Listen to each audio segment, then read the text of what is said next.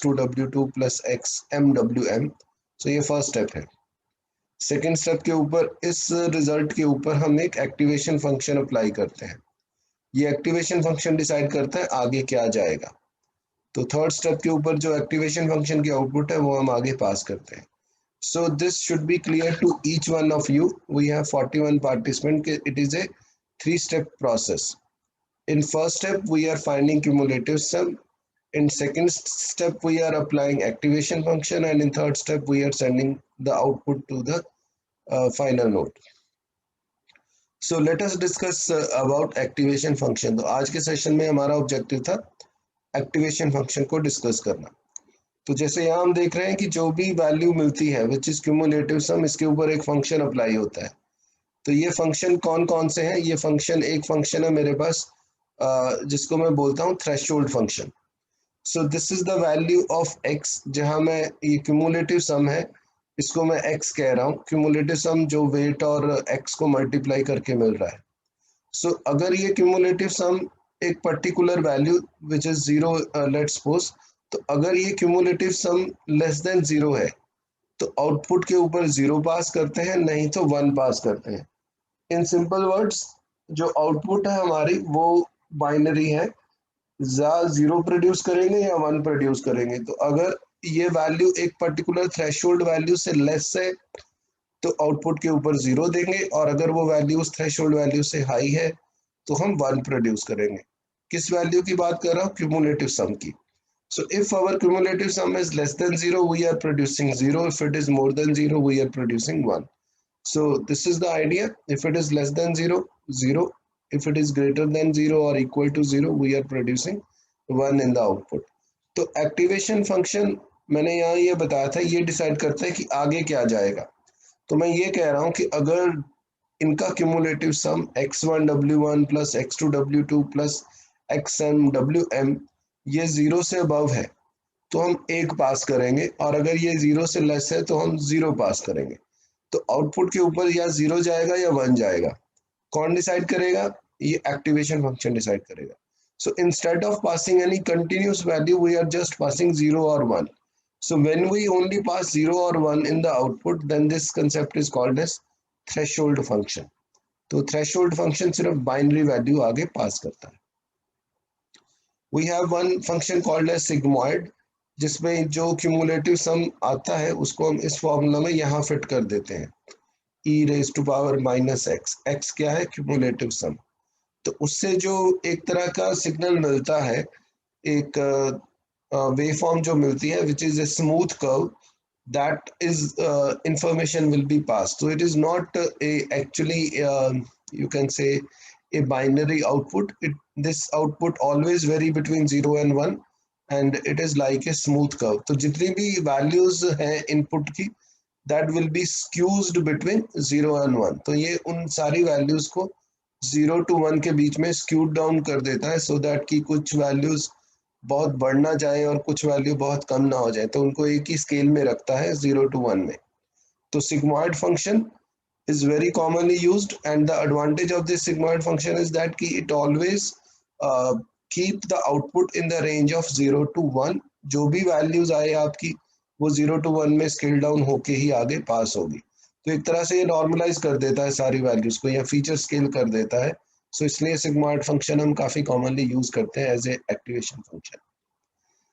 This is also very important, used in multiple cases, and this is called as ReLU activation function, rectifier linear unit.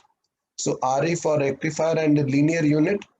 इसमें क्या करते हैं हम कि अगर इसकी वैल्यू एक थ्रेशोल्ड से कम है तो हम जीरो पास करते हैं। So if the value of cumulative sum is less than 0, then we only pass 0 in the output. But if it is more than 0, तब हम 1 पास करने की बजाय उसकी एक्चुअल वैल्यू पास कर देते हैं। तो ये एक तरह की कंटिन्यूस वैल्यू है। So if it is less than threshold value, we will pass 0. But if it is more than threshold value, we will pass a continuous value, जो भी उसकी x की वैल्यू है। So you can say we will pass maximum of 0 और x. So इनको compare करते हैं, अगर ये वैल्यू x की 0 से कम है तो 0 पास करेंगे और अगर ये वैल्यू 0 से अबव है तो हम x की ओरिजिनल वैल्यू पास करते हैं, which is a continuous value, और ये कोई भी वैल्यू हो सकती है. So it is actually not a binary. It consider a threshold value. If the value is less than threshold value, it completely ignore it. और अगर उससे बड़ी है तब फिर ये x को आगे पास कर देता है. तो आप ऐसे समझ सकते हैं कि एक थ्रेशोल्ड वैल्यू से कंपेयर करते हैं. अगर x थ्रेशोल्ड वैल्यू से लेस है तो कोई आगे पास नहीं करेंगे, 0 पास करेंगे. अगर क्यूमुलेटिव सम थ्रेशोल्ड वैल्यू से अबव है तो हम जो भी क्यूमुलेटिव सम की वैल्यू है वो पास कर देते हैं. जैसे सिग्मॉइड सारी वैल्यू को 0 to 1 के बीच में स्केल करता था, एक और एक्टिवेशन फंक्शन है हाइपरबॉलिक टेंजेंट. ये जितनी भी वैल्यूज आती हैं उनको -1 to 1 के बीच में स्केल डाउन करता है. सो सिग्मॉइड का इक्विवेलेंट आप समझ सकते हैं. ये एडवांटेज है कि ये माइनस में भी वैल्यूज को हैंडल कर सकता है. ये इसका फॉर्मूला है, और जो भी क्यूमुलेटिव सम आता है ये यहाँ फिट होगा. But hyperbolic tangent has a capacity to scale down all the values between -1 and +1. So these are the you can say activation function we have.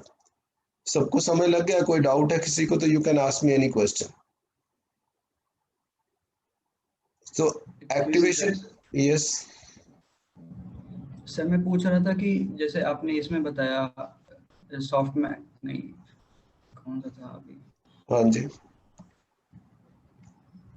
Sir 1 second sir. Sir एक बार एक slide sir पीछे कीजिएगा sir, एक दो slide. So I again repeat, one activation function is threshold activation function, which is just like a binary. ये 0 या 1 produce करेगा depending upon the value of cumulative sum. If cumulative sum is less than 0 it will produce 0, otherwise it will produce 1. तो 0 और 1 में binary है. Threshold function में binary output आएगी. Sigmoid में जितनी भी इनपुट वैल्यूज आती हैं, आपका क्यूमुलेटिव सम आता है, वो 0 to 1 में स्केल डाउन हो जाएगा by applying this formula, and here x will be our cumulative sum. तो इसका एडवांटेज ये है कि जो अगर बड़ी वैल्यू है तो भी वो 0 to 1 में स्केल डाउन होगी, और अगर स्मॉल वैल्यू है तो भी 0 to 1 में स्केल डाउन होगी. तो ये एक तरह से फीचर स्केल कर देता है और 0 to 1 में आगे पास करता है. ये सिग्मॉइड है. एक है हाइपरबॉलिक टेंजेंट. ये सिग्मॉइड की तरह है, बट इसकी कैपेसिटी है -1 to 1 में स्केल डाउन करने की. तो ये नेगेटिव वैल्यूज को भी बेटर हैंडल कर सकता है. तो -1 to 1 में हाइपरबॉलिक टेंजेंट स्केल डाउन करता है. ये इसका फॉर्मूला है. और एक है रेक्टिफायर लीनियर यूनिट. ये ट्रांसफॉर्म करता है 0 to x में.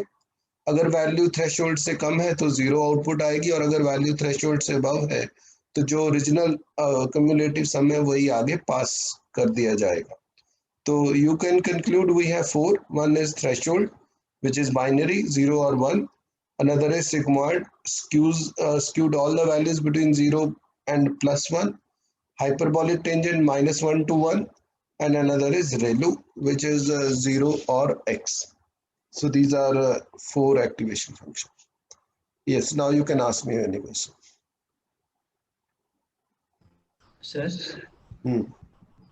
सर मैं पूछ रहा था सर, जैसे कि अगर मतलब ऐसा नहीं हो सकता कि ये रेलू के केस में मतलब वैल्यू नेगेटिव हो तो ऐसा कुछ कंडीशन बन सकता है क्या? मतलब हाँ, वैल्यू नेगेटिव भी अगर आती है तो हम पास वही करेंगे ना कि जो भी हमारे पास वैल्यू आती है, अगर वो वैल्यू लेस देन 0 है, नेगेटिव वैल्यू है, तो फिर तो हम उसको इग्नोर ही कर रहे हैं.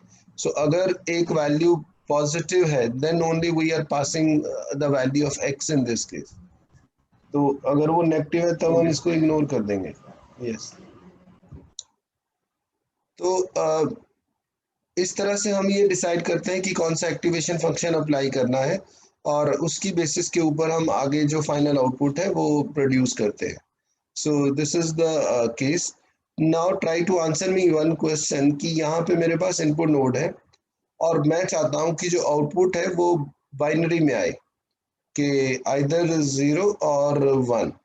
तो what option I have for activation unit? So कोई बोलेगा नहीं. I will ask the question. So if I want binary output, Chirag Jindal, can you tell me कौन सा एक्टिवेशन फंक्शन लगाएंगे? चिराग.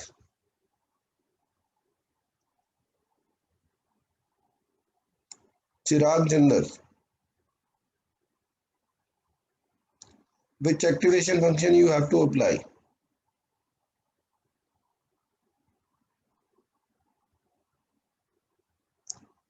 Divyansh, can you answer it?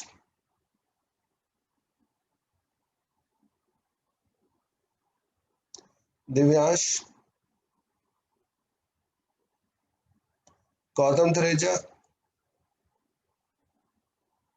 Gautam, yes sir, sir threshold use. threshold use करेंगे. Okay. So we will use threshold to answer that. So अगर binary चाहिए तो one is threshold activation function. You are correct कि हम threshold activation function use करके 0 और 1 जो है वो प्रोड्यूस कर सकते हैं और उसकी बेसिस के ऊपर हमारी जो आउटपुट है वो जा सकती है.